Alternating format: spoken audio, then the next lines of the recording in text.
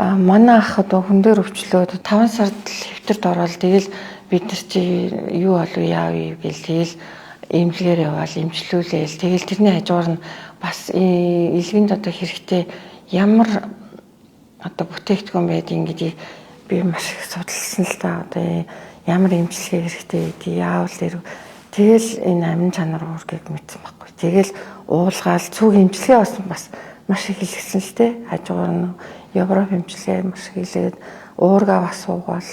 Тэгэл одоо 5 сараас хойш чинь одоо 9 сараас ахуулаад л ингээд гайгүй босдог болоод эхэлж байгаа байхгүй.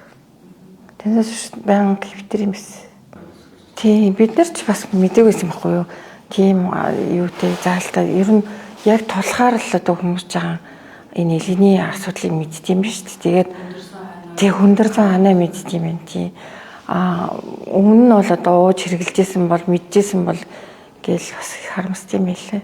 Гизэн хусаар дүрцэн босч чадахгүй хэвтэртэс. Тэгээд эмчилгээ хийлгээд тэгээ уургаа уугаад одоо босч явдаг одоо 0 орч чаддаг тийм хэмжээнд болсон баг.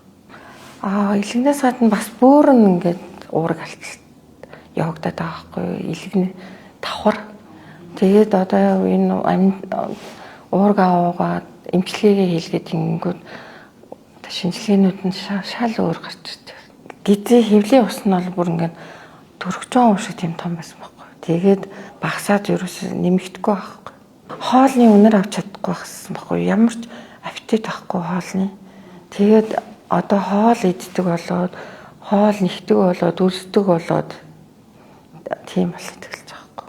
Хоолнд ороод тэгээд хамгийн гол нь өөрөө айгүйх шүтэж ууж талархаж ууж байгаа амин чанар уургийг ийм уург байгаад одоо маш их баярлдаг баг.